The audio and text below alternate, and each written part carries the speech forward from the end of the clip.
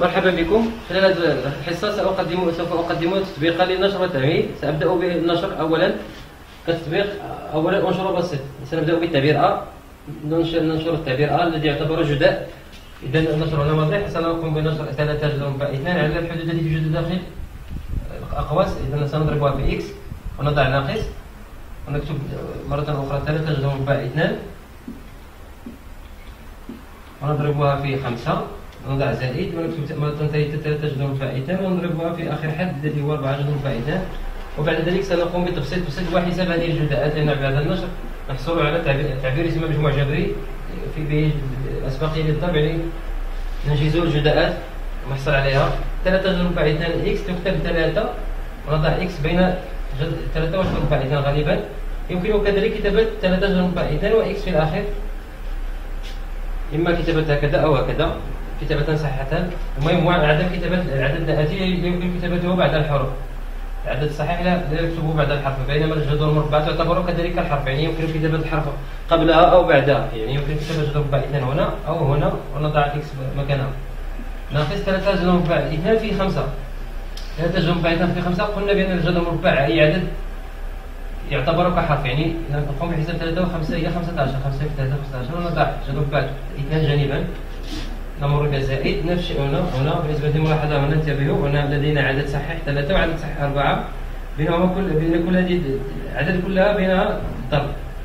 3 بينها وبين جذر مربع 2 ضرب، بينها وبين 4 ضرب، وكذلك بين 4 وجذر مربع 2 ضرب. إذا بماذا نقوم؟ سأوضح المراحل. 3 جذر مربع 2 في 4 جذر مربع 2. سأضرب 4 في 3 ستعطيني 12، ويبقى جذر مربع 2 في جذر مربع 2. بطبيعة الحال هنا يوجد الضرب أيضا. إذا جذر مربع 2 في جذر مربع 2. إذا سأوضحها فقط هنا وأكتب النتيجة مباشرة. إذا قلنا 3 جذر مربع 2 في 4 جذر مربع 2 ستساوي 12 جذر مربع في جذر مربع 2 في جذر مربع 2. لقد سبق عرفنا بأن جذر مربع أي عدد في نفسه هو يكتب على جميع القوى، يكتب على جذر مربع 2 والاستثناء. وماذا قلنا عندما يكون جذر مربع واستثناء فإن الجذر يحذف مع الأس ستبقى 2. لذا أعطيت هذا المثال لأن عندما نضرب جذر مربع في نفسه في عدد مثلا جذر مربع 2 في جذر مربع 2 فإن الجذر سنتخلص من رمز الجذر وتبقى لدينا النتيجة هي 2. إذا هكذا سوف نضع النتيجة هنا مباشرة. إذا 3 في 4 هي 12 وجذر مربع 2 في جذر مربع 2 سيعطيني 2. سأكتبها هكذا لأوضحها. من أن أتت 2 أتت من أن سأكتبها كالآتي. أنا أختار أكتبها هكذا في جذر مربع 2 واستثناء. وهنا سأكتب الضرب. ضرب الحالة الموالية سأوضحه أكثر. الحدود الأولى ستبقى كما هي 3 إكس جذر مربع 2 ناقص 15 جذر مربع 2 زائد جذر مربع 2 واستثناء قلنا ستساوي 2. سأضربها في 12 هي 24 مباشرة. هذه ستعطينا 2 لأن سيحدث الجذر مع 2 ونضربها في 12 ستعطينا 24. وهكذا تكون نهاية هذا التبسيط. لا يمكن حساب هذا الحد مع هذا الحد لأن هذا الحد يوجد في حرف إكس وهذا لا يوجد في حرف إكس. كذلك هذا الحد يمكن حسابه مع هذا الحد لأن هذا به جذر مربع 2 وهذا ليس به أي جذر مربع 2. إذا سيبقى هذا التعبير هكذا. هذه نهاية التبسيط. الآن سأمر إلى نشر تعبير آخر. P يساوي سأعطي مثلا 2 إكس عامل إكس مثلا 3 زائد إكس ناقص 5. سأعطي المساحة كتابة 2 إكس في إكس زائد 3 زائد إكس عفوا 3 زائد إكس ناقص 5 في إكس استثناء ناقص 4 زائد 3 إكس. في هذا التعبير انظروا، هذا التعبير هو يتكون من هناك سنقوم بعمليتين نشر. هناك نشر بالنسبة للتعبير الأول وهناك نشر بالتعبير الثاني، لكن بينهما فرق. يعني التعبير سيسمى فرقا ويتكون من حدين. الحد الأول هو هذا الذي يوجد على اليمين يسار، وهذا الحد الثاني هو الذي يوجد على اليمين هو الذي يضم 5 في إكس استثناء ناقص 4 زائد 3 إكس استثناء. إذا سأقوم بنشر التعبير الأول الجزء الأول هنا بسيط. إذا 2 إكس أضربها في 3 وأكتب زائد 2 إكس في إكس. هكذا أكون قد قمت بالنشر الأول بعد مرور على الشرطين يجب الانتباه هنا. هنا عندما يكون الطرح يجب وضع هذه الإشارة هكذا ووضع فتح قوس. دائما عندما يكون الطرح قبل عدد هنا في النشر من الأفضل كتابة الإشارة هي الأولى والنشر العدد فقط على الحدود التي توجد داخل هذه الأقواس. إذا سأنشر الآن 5 فقط ناقص تركتها خارج القوس 5 في إكس استثناء ناقص 5 في 4 زائد 5 في 3 إكس. الآن المرحلة الموالية هي حساب هذه الجزاءات وفي نفس الوقت سنزيل كذلك الأقواس. سأقوم بعملين معا، سأزيل هذه الأقواس وفي نفس الوقت أقوم بحساب الجزاءات. الجزاء الأول سيعطيني 2 إكس في 3 هي 6 إكس. 2 إكس في إكس زائد 2 إكس في إكس كامل هي 2 إكس أس 2. هنا يجب الانتباه عند إزالة الأقواس سأغير جميع إشارة جميع الحدود الموجودة داخل الأقواس. يعني هذا الحد الأول هنا سوف أي شيء سيصبح ناقص. هنا توجد زائد سيصبح 5 إكس أس 2 هي 5 إكس أس 2 هكذا. هنا الإشارة زائد ناقصة تتغير إلى زائد. أكتب 5 في 4 هي 20. هنا بالنسبة للحد الأخير زائد ستتحول إلى ناقص لأنها سوف دائما ناقص ونحسب هي 15 إكس. هكذا عفوا قوس أكتب القوس. الآن قمت بالنشر النهائي وإزالة الأقواس. الآن لازم تبقى إلا تفصيل نهائي.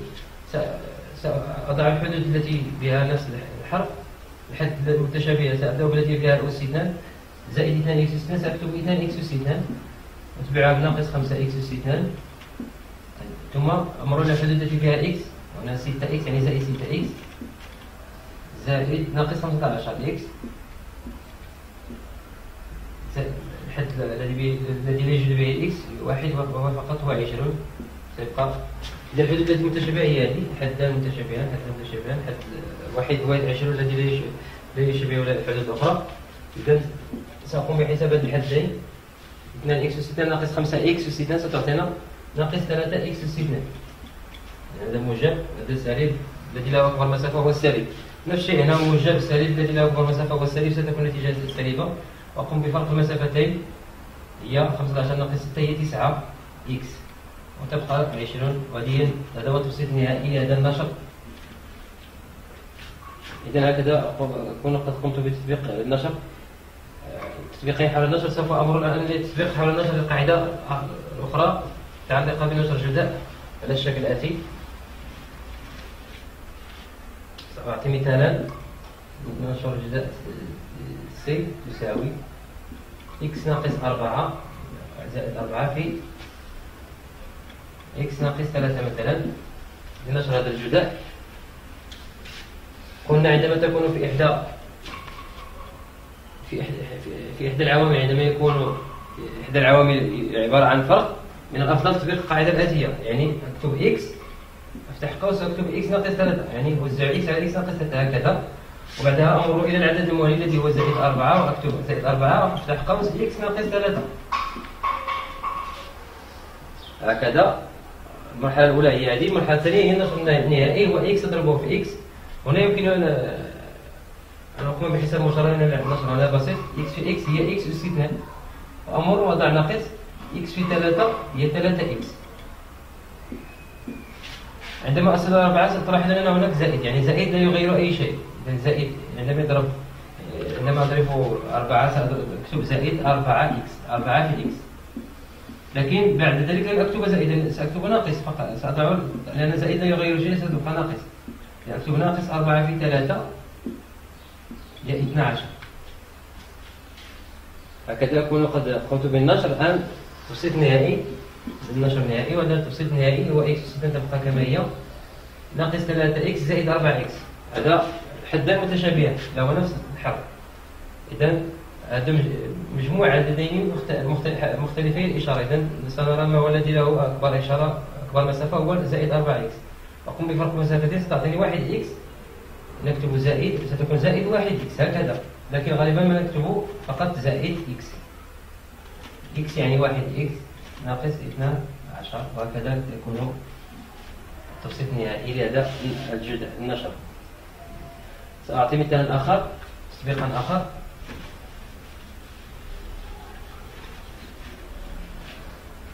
زي تساوي مثلا أعطيتكم فرقا مثلا 4 ناقص إكس عامل ب7 لإكس ناقص 7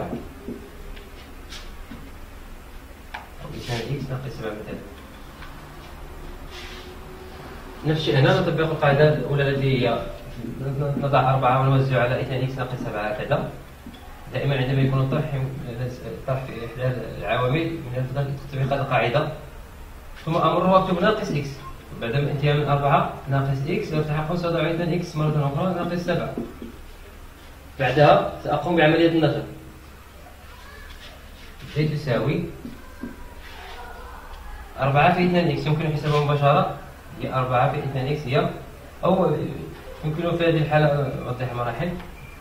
4 في 2 إكس ناقص 4 في 7، إن 4 موجب لا نغير أي شيء، بينما عندما نصل إلى هذا الحد يجب الانتباه. هنا ناقص إما فتح قوس كالتي كما قلنا قبل قليل، نفتح القوس ونوزع فقط إكس على ما يبقى، إكس في 2 إكس ناقص إكس في 7 هكذا، لأن الإشارة الناقصة تغير ما بداخل الأقواس. تساوي تقوم بالحساب الآن وفي نفس الوقت إزالة الأقوال. 4 في 2 إكس هي 8 إكس ناقص 4 في 7 28. الآن سأدخل ناقص وفي نفس الوقت أحسب إكس في 2 إكس هي 2 إكس أس 2، يعني إكس يضرب في إكس وأضع ناقص لأنه مسبوق بزائد سيصبح ناقص. هنا توجد ناقص ستصبح زائد بعد إزالة الأقواس، وأقوم بحساب إكس في 7 هي 7 إكس. هكذا يكون النشر نهائي والتبسيط نهائي. الآن التبسيط النهائي سنقوم به الآن وبجمع الحدود المتشابهة. الحدود المتشابهة هنا سأبدأ بالحد الأول الذي هو ناقص 2 إكس أس 2 الذي به إكس أس 2. الحدود المتشابهة هي 8 إكس زائد 7 إكس ستعطينا كم؟ بما أن 8 إكس موجب و 7 إكس موجب سأجمعهم وأحتفظ بنفس الإشارة زائد هي 15 إكس، ثم أتبعهم بالحد ناقص 120، وهذه النتيجة النهائية لهذا النشر. وهكذا أكون قد أتممت التطبيق فيما يخص النشر. في الحصة الأخرى سأعطي التطبيق فيما يخص التعليم.